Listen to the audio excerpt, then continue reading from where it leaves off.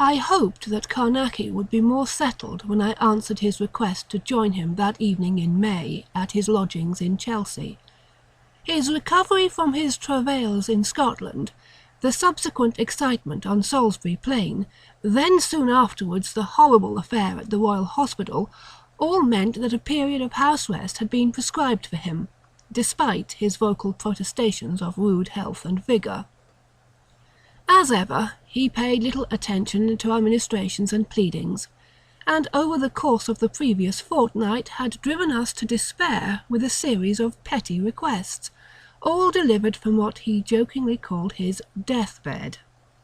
On arriving at 427 Chain Walk, I half expected to find him confined in his bedroom in his night-clothes. But it was Carnacki himself who greeted me at the door to his lodgings. He seemed in fine humour. "Come in, Dodgson. The rest of the chaps are here already, and tonight I have such a tale for you. Show and tell, if you will." He laughed as if he had just delivered the most amusing of quips, then showed me into the parlour. As he had intimated, the others were already there, and Carnacki wasted no time in showing us through to the dining-room. The repast was as welcome and hearty as ever, but our host would not be drawn on the nature of the promised tale. It was not until we were once again ensconced in the parlour, smokes lit and drinks at hand, that he saw fit to begin his tale. "I have such an adventure to relate," he began, and cut off any sign of our protestations by continuing. "But never fear, I have not disobeyed the doctor's orders, for this tale takes place from inauspicious start to horrifying finish, completely within the confines of this very house." And at that he sat back and made a show of filling, then lighting his pipe, and taking his time over it too. None of us spoke. We knew from long experience not to disturb the flow of the story at this juncture. There would be plenty of time for questions later, if any were needed. "It began last Monday morning," he said, once he was satisfied the pipe was lit. "As you chaps know only too well, I was in no fit state for any more excitement, and when I heard a knock at the front door I was in half a mind to ignore it completely. But if I had, I would have missed one of my most extraordinary adventures. When I opened the door, there was no sign of anyone around.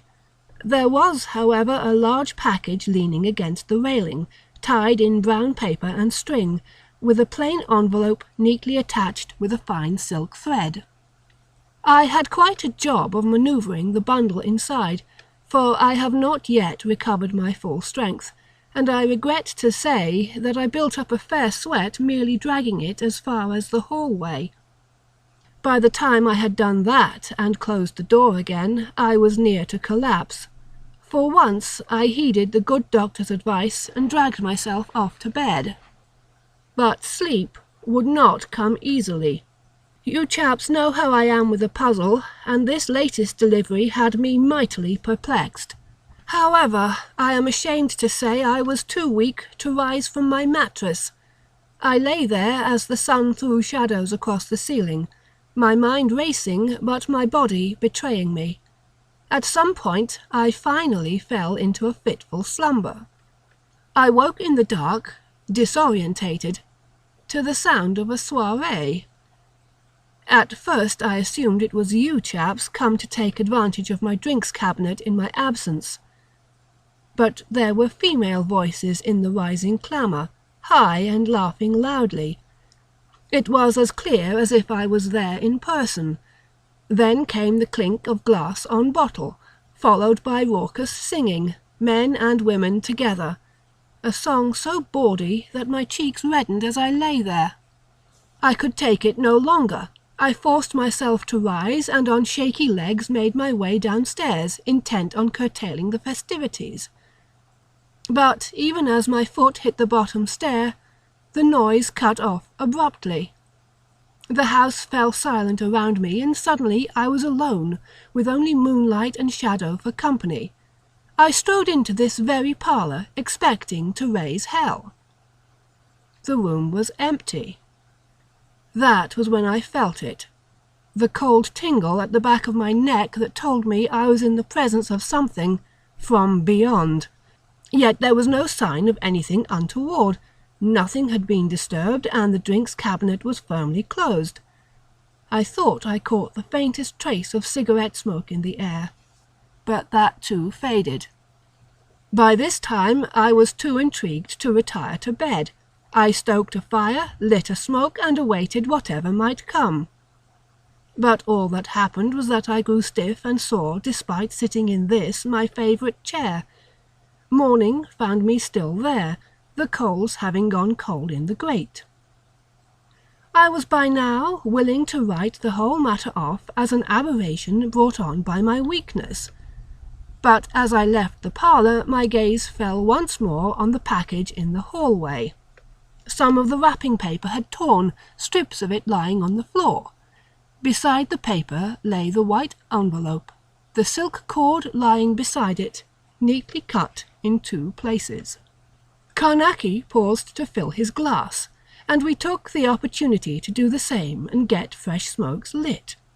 Arkwright broke protocol by raising a question. "Dashed strange, that package turning up on your doorstep unannounced," he said. Carnacki smiled thinly. "Not at all," he said, chiding our friend gently. "I was just coming to that. Now, if we are all settled, may I continue?" Arkwright immediately looked bashful, which got him another wry smile, but the faux pas was soon forgotten as we were transported once more into Carnacki's tale. My first thought was to open the package then and there and get to the bottom of the business. But as I bent to look at where the paper had been torn, my head started to swim, and I am afraid I lost my balance and tumbled headlong to the floor. My hand fell on the envelope, and as I pushed myself upright, I found that I had it gripped tight in my palm. I yielded to the inevitable and returned to the parlour. Although it was not much past dawn, I fortified myself with a snifter of brandy, and by Jove, it perked me up no end. That, and stoking the fire again, had me feeling almost like my old self. I sat down and finally studied the envelope that had come so unannounced to my door.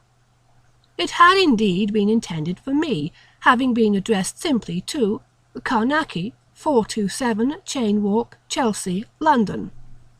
It was a plain envelope, no decoration or taint of perfume to show where it had originated. The paper inside did not help matters much. The note was short and to the point. There was no return address and none of the customary salutations. "I send this to you in the hope that you will know how to deal with it. I cannot have it around for 1 second more." It was written in a firm, masculine hand, but that was all I could glean from it.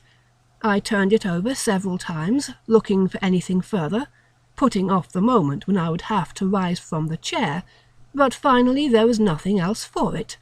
I rose, fighting against a growing stiffness in my spine, and went back to the hallway. This time I managed to bend without losing my balance, and was able to tear the brown paper and string away from what was within.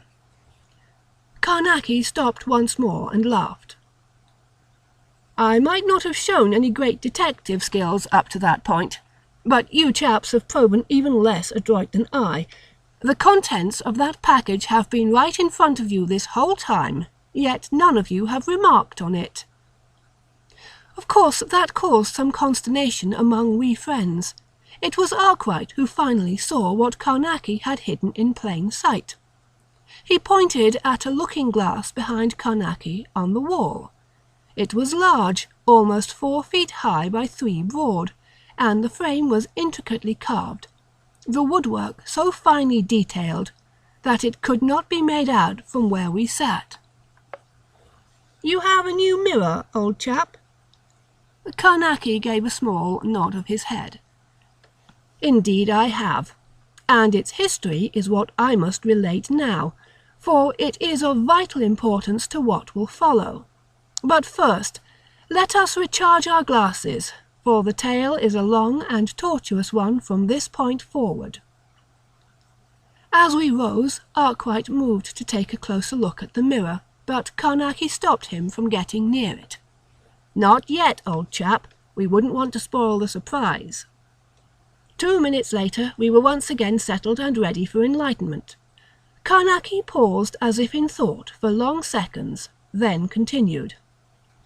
"Yes, it was indeed the very mirror you now see behind me that was underneath the layers of paper. I had started to open it with the glass faced away from me, so at first I thought it might be a work of art.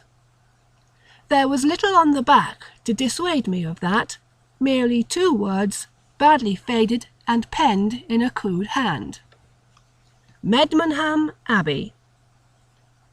I turned it over, expecting to view an oil-on-canvas depiction of an old ruin, and was surprised to see my own tired features looking back at me.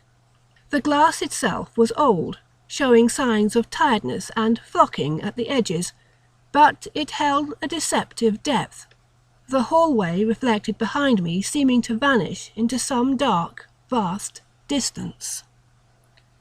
But it is the carving on the frame itself that, as you can see, catches the eye. Tiny swirls and cornices have been expertly carved to give an impression of a small forest of foliage that might itself conceal hidden meanings within its branches. I had to drag the mirror through to the parlour to get enough light to study it properly, so it was only then that I noticed a motto, cunningly woven amid the twigs and leaves.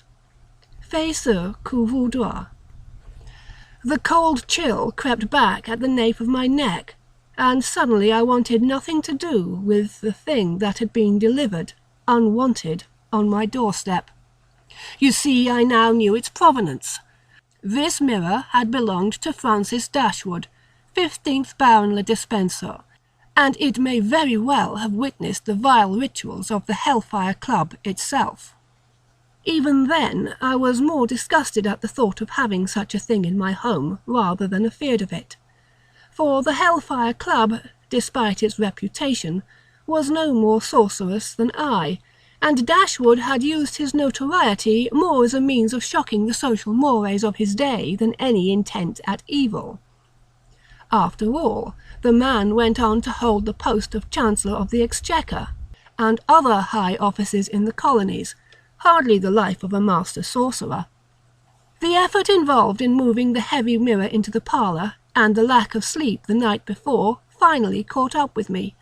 I slumped into my chair, exhausted, barely having the strength to get a pipe lit and going.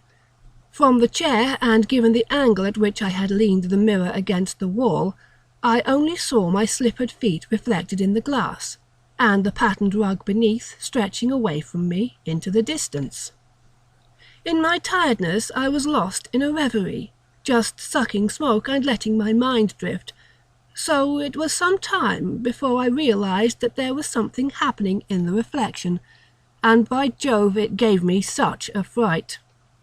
As I looked in the mirror, I saw a dark shadow creep towards my feet, tendrils of blackness like a nest of snakes crawling forward to grip around my ankles. I was up and out of the chair so fast that I dropped my pipe at my feet. To my astonishment, it did not show in the reflection, where the black forest of shadow continued to grow. Even now it crept up my shins, reaching for my knees, and as if in response I began to feel a coldness seep into my own limbs. I left at a run for the dining room, retreating with a tablecloth which I threw over the glass. Immediately the cold dissipated, melting away as quickly as it had come. I smelled burning, but it was only my dropped pipe, which had spilled ash on the rug, ash which continued to smoulder. Carnacki stopped as we all looked down at his feet, where there was indeed a new dark smudge among the patterns on the carpet. Then we, as one, looked up to where the mirror sat on the wall behind him. "Are you still keen on having a closer look, Arkwright?" Carnacki said with a smile. Arkwright looked suitably contrite as we refilled our glasses. "So, have you now changed your opinion on the Hellfire Club?" I asked Carnacki. "Not at all, Hodgson," he replied. "In fact, I am more sure than ever that they were little more than amateur dabblers in the arcane who got sadly out of their depth. But once again we are getting ahead of ourselves.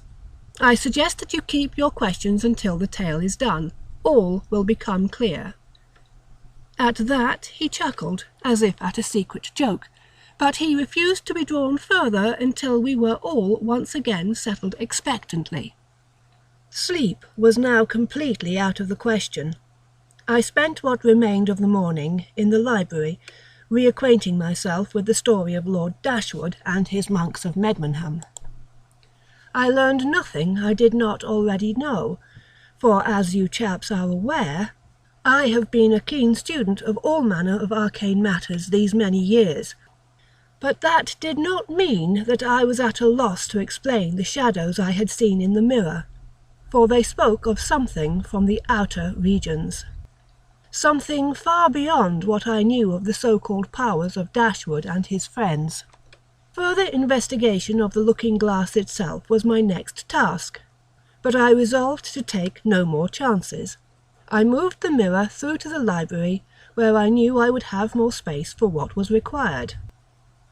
I started by drawing a circle of chalk and rubbed a broken garlic clove in a second circle around the first. I took a small jar of holy water and went round the circle again just inside the line of chalk, leaving a wet trail that dried quickly behind me. Within this inner circle I made a pentagram using the signs of the Sahama ritual, and joined each sign most carefully to the edges of the lines I had already made. In the points of the pentagrams I placed 5 portions of bread wrapped in linen, and in the valleys 5 phials of the holy water. Now I had my first protective barrier, and with this first stage complete, the interior of the pentagram already felt more secure. I set my electric pentacle to overlay the drawn pentagram upon the floor, 7 glass vacuum cylinders, the red on the outside of the pentacle, and the remainder lying inside it in the order of orange, yellow, green, blue, indigo, and violet. This particular order of colours had proved most efficacious during my adventure in the Lark Hill Barrow, and I felt sure that it would once again serve me well with this particular problem. When I connected up the battery, a rainbow glare shone from the intertwining vacuum tubes. Content that my protections were in place, I detached the pentacle from the battery and made for the scullery, for I knew that if I were to face any denizens from the outer regions, it would be best to be fully fortified in advance. I made a hearty meal of the potatoes and cold meats that I found in the larder, and washed it all down with a bottle of Fuller's London Porter, which in itself was enough to fortify me for the day. I washed up the plates, and was just about to brew a pot of tea when I heard the first voices waft in from the library. As I headed in that direction, I noticed that night was falling outside. I only just remembered in time to snatch my pipe and tobacco pouch from the parlour. Once back in the library, I pulled the cloth away from the mirror, reattached the battery, and entered the pentacle. As I sat cross-legged inside the safe zone, I could make out voices raised around me, but as yet it was little more than a loud whisper, and I could discern no detail.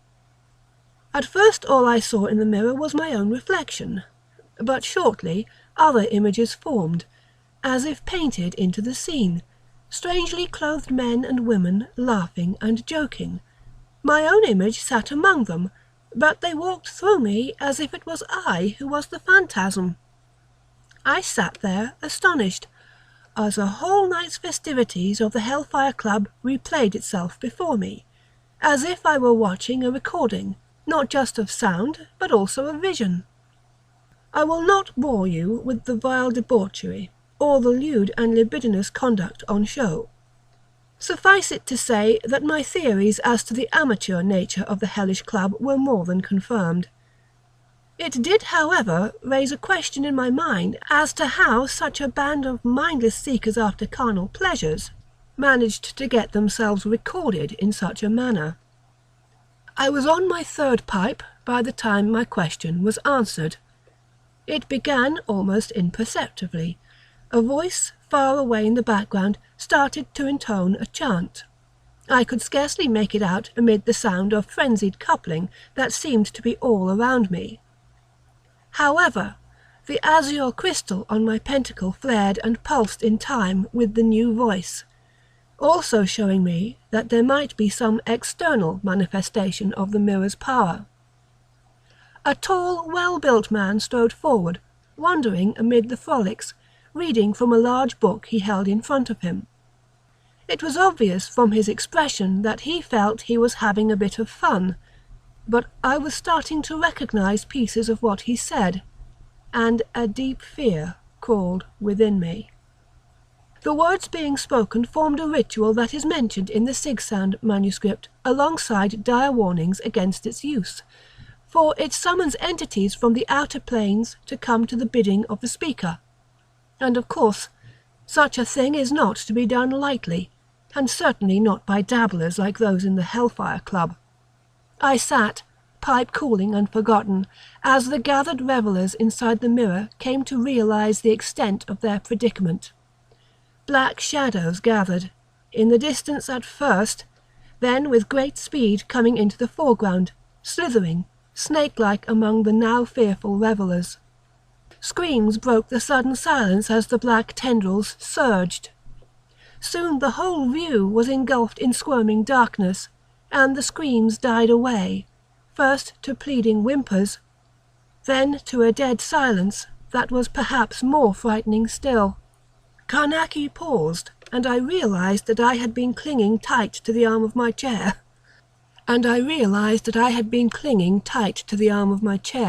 My knuckles white with tension.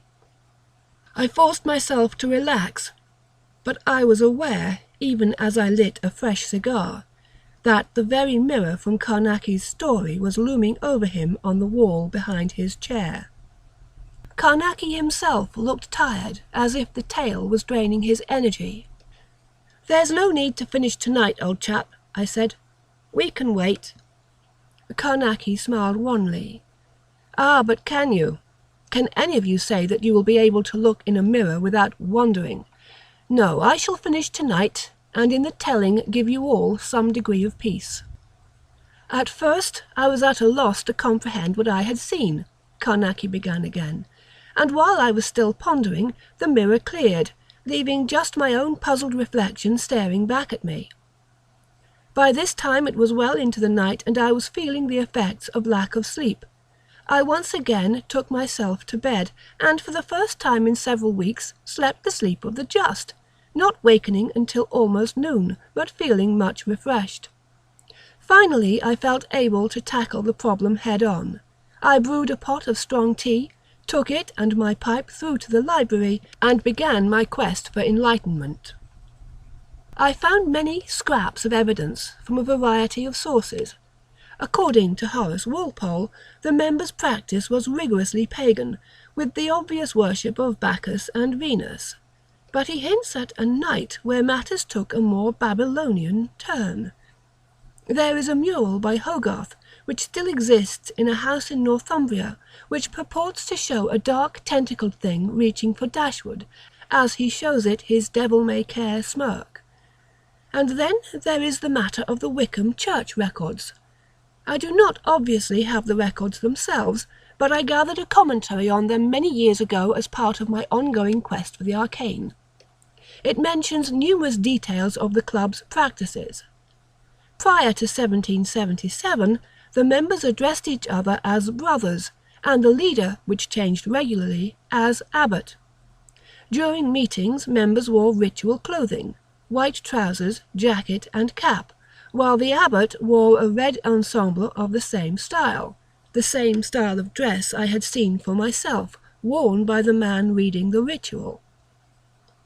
This practice changed abruptly, overnight, after one particular session that ended with many of the club members being driven totally insane. I now had a scent in my nostrils, and my dander was up. I dredged through almost my whole collection, collecting clues as I went. I soon had more than enough information to form a theory. In their quest for titillation, the Hellfire Club pretended to many things, including the worship of old gods, the practice of satanic ritual, and the adherence to pleasures of the flesh as a means of enlightenment. But what they had never bargained for was that one of their experiments would actually work. One night in 1777, a night when Dashwood himself was not actually present, they used an obscure chant from the Sigsand manuscript, and in doing so they called down a darkness from the outer regions that consumed what little souls they possessed. The rest is somewhat unclear, but the parish records tell of a cleansing ritual, and I was rapidly coming to believe that the aforesaid cleansing had not been performed in the proper manner. Yes, the abbey itself had been cleansed, but somehow, in a manner I did not yet understand, the darkness had not been sent back to whence it came, but had rather been sent elsewhere into the mirror. All that remained now was to test my thesis and to find out exactly what manner of thing had taken up home there on the other side of the glass. As day began to turn to night, I again prepared my defences against what might come. I applied more garlic and holy water to the pentagram, and tested the viability of the valves in the electric pentacle. Once satisfied, I made myself a somewhat hurried supper of slightly stale bread and hard cheese, washed down with my last bottle of porter. At just past 7 I settled again inside the pentacle, armed with a full pouch of tobacco, and my resolve to see through what may come.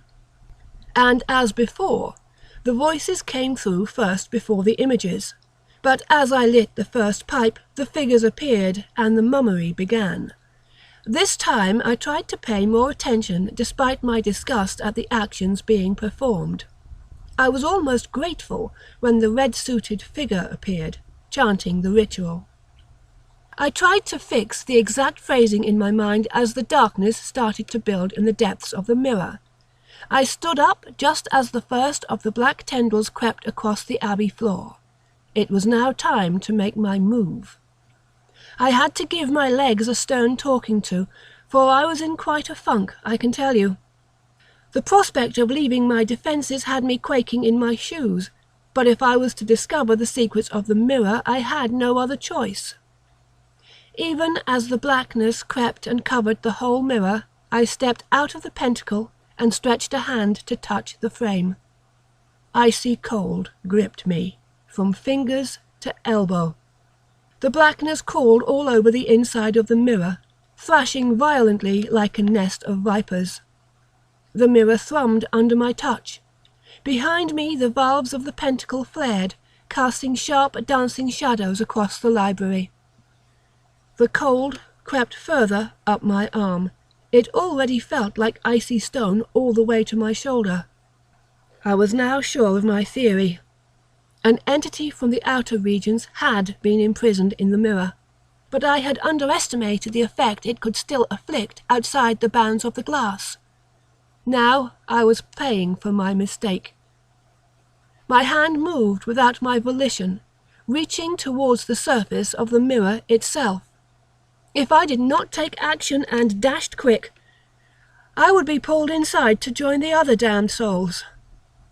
I had little option. I brought to mind the words of the incantation of the Rai and shouted them at the top of my voice. The echoes rang around the library, sending the valves flaring and sputtering. Almost at once the grip on my hand released and I fell away to the floor.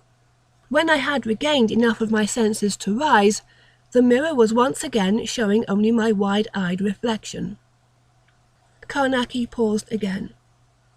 "I would suggest at this point that we all have one last stiffener," he said, "for we have finally come to the meat of the tale, and the means by which I made an end to the matter."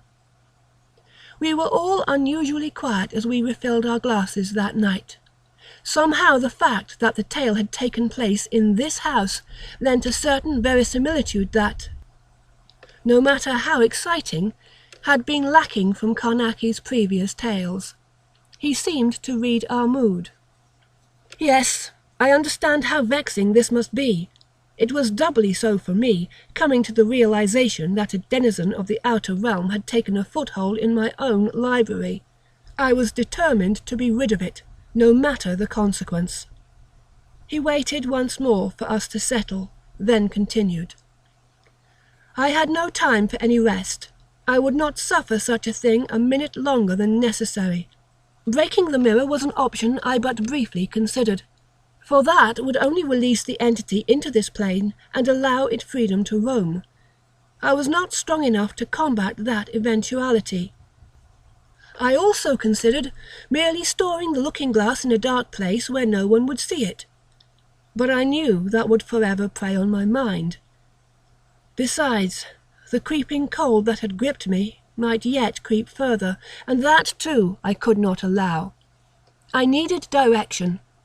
A rapid perusal of the Sigsand manuscript was enough to give me an inkling of a plan, and by Jove it had to be rapid, for even as I read I felt the cold sneak across the room, as if trying to seek me out. I only warmed when I stepped back into the relative safety of the pentacle, carrying the manuscript with me. The recording, if indeed that is what it was, began to play again behind the glass of the mirror. But I attempted to ignore it as I scanned the rituals, seeking the one that I required.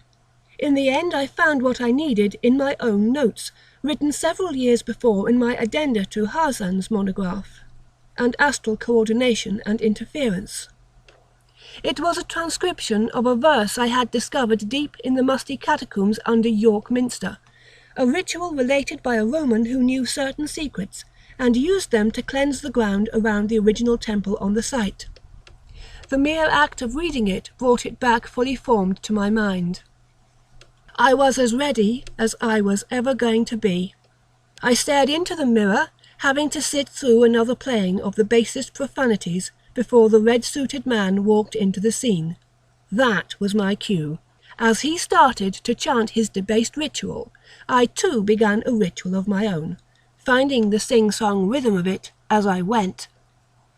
Rilin diolat na besa, Rilin bruchtad no faluts, Rilin yoba na credha, Rilin dotad na fala. The darkness gathered in the depths of the mirror, but it seemed to quail and quake before my words, staying in the distance rather than speed forward as before. My voice rose to further counteract the red-suited man's vile utterances. Rilin kothom na meda, Rilin skasad na hanal. My ritual was proving the stronger, and the dark entity stayed far back in the depths of the mirror. But I was coming to realize the futility of my chosen path. I was certainly able to control the darkness, but only for the length of my own chant. As soon as I stopped, the surging shadow would return. It was with a heavy heart I came to a finish. Rilin tava na breitha, Biod achith ador thianal fain. The darkness seemed to cringe, but my ritual was done. I was crestfallen. All I had done was delay the inevitable. Or so I thought. The mummers on the other side of the mirror had ideas of their own. It was not a recording. It had never been a recording. Something of the Hellfire Club members had also been trapped in the mirror. Call it their souls, if you will, or their spirit. Whatever it was, they had used the time I had gained for them. Even now, pale faces and hands pressed flesh against the inside of the mirror, eyes wide, voices raised in plea. Free us! I tried the only other thing I knew. I cried out at the top of my voice. Damnu ort! The valves of the pentacle flared, so bright I had to close my eyes against the glare. Ice ran across the walls and shelves of the library, crystals cracking against old leather and paper. When I opened my eyes again, the surface of the mirror showed only the nest of writhing black tendrils of the entity. But my library was now full. Pale wraiths flowed, smooth and swift, around the edge of my pentagram. I had no time to investigate them. The blackness started to creep out of the mirror, bringing with it a new, deeper chill that started to seep up through my spine. Long, wispy tendrils reached for me. The pentagram held, for now. The valves crackled and flared, and the whole library danced with light. More of the dark spilled out from the mirror, and I saw that the tendrils were merely appendages from a main body, an amorphous shadow, bulbous in some places, flat and smooth in others, all of it shimmering like oil on water, the air filled with whipping, thrashing shadows. But I allowed myself a small smile. It was out. It was in my domain now, and I knew what to do. I raised my voice in chant again. Rilin dioladna beta, Rilin bruktadna faluts, Rilin yobana creta, Rilin dotatna fala. All around me, the pale wraiths joined in until our voices rose in a chorus fit to fill one of the great opera halls, ringing like a bell in the tight confines of the small library. Slowly, inexorably, the blackness shrunk and diminished, borne down by our song. It tried to creep back towards the mirror, but I took my cue from the dancing wraiths and raised my voice higher alongside theirs. Rilin kothromna meta, Rilin skathadna hanel. There was now little more than a rugger-ball-sized shadow in front of the mirror. Our chorus raised in one final cry of joy. Damnu ot! The pentacles' valves flared, bright as sunlight. The last note of our chant blasted like a thunderclap through the library. Everything fell silent. When my eyes recovered from the flash, there was only my own reflection in the mirror, brightly lit by the calm, steady glow of the electric pentacle. At the last, I bethought I saw a small scrap of blackness creep through the wood of the frame and slide back inside the glass. But when I looked again, it was gone. Carnacki sat back and smiled. And as an afterthought, I shall tell you one other thing. I feel as fresh as a daisy. Never better, in fact. It's as if all my ailments have been washed away. Now, what do you chaps make of it? I confess we were at a loss. Jessup came closest to Carnacki's own thoughts. Those wraith chappies, he asked, were they souls, do you think? Carnacki paused before answering. You all know my opinions on the matter of the soul, he finally replied. I think they were more vibrational entities. Something of the revellers that was caught in the mirror at the same time that the dark thing from the outer regions was summoned. And there they have stayed for all these years, forced to replay the night of their entrapment over and over. A true Hellfire club, wouldn't you say? We could only agree. And your counter-ritual freed both the dark and the light from their bonds? Jessup asked. Carnacki nodded. I would like to think that those entities of light, who came from such debauched revellers in the Hellfire Club did, in the end, find a measure of peace on their release, and that in every darkness there is at least the smallest measure of light. Somehow, that gives me hope. He rose, and we knew that was also our cue. But before he showed us out, he allowed us all a closer look at the mirror. Arkwright refused to even consider getting close to it, but I walked over and studied not my reflection, but the shadows in the depths of the glass. Something black flickered back in the distance. Carnacki spoke softly at my ear, so that only I would hear. Do you not also think that in every light there is also just the smallest degree of darkness? Before I had time to reply, he showed us to the door. Out you go, he said jovially, and we shuffled into the night air. I thought long and hard on the walk homewards, and it was several days before I could bring myself to shave.